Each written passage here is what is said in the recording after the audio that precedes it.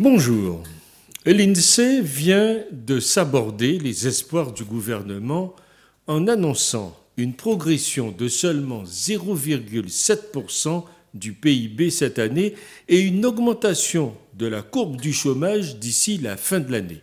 L'exécutif, pourtant, maintient l'ensemble de ses prévisions. Une fois de plus, la réalité dément les annonces, calculs et prévisions du gouvernement. Le chômage, la dette continuent de croître, le redémarrage, si on ose l'appeler ainsi, de 0,7% de croissance lié à un rebond au second semestre est remis en cause par l'INSEE. Raison, l'insuffisance des mesures de redressement déjà prises et les lenteurs et timidités de celles à venir. L'INSEE donc ne fait que confirmer une évidence que les 0,7% sont générés par la conjoncture internationale ou plus simplement un courant marin qui tire le pédalo sans pédale et qui prend l'eau de toutes parts.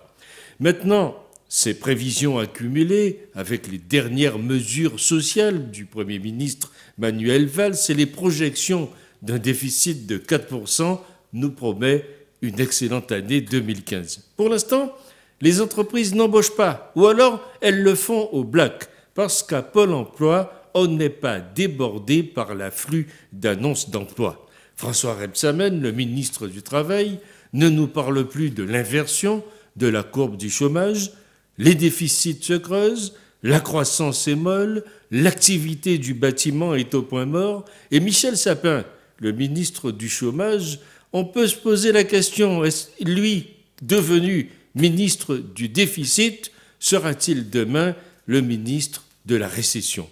À moins que le chef réserve des surprises dans sa boîte à outils. On pourrait dire, pourtant, sortez-les tous. Sauf que ni l'UMP, embrouillé dans les touches de sa machine à calculer les dépassements de la campagne présidentielle, ni le Front National, snobé et dédaigné par ses homologues européens, ne souhaitent rejoindre la galère avant qu'elle ne soit à 20 000 lieues sous les mers.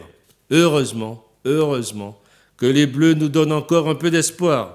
D'ici le 15 juillet, après, ce seront les grandes vacances, avant, peut-être, la grande noyade économique. C'est ce que je crois.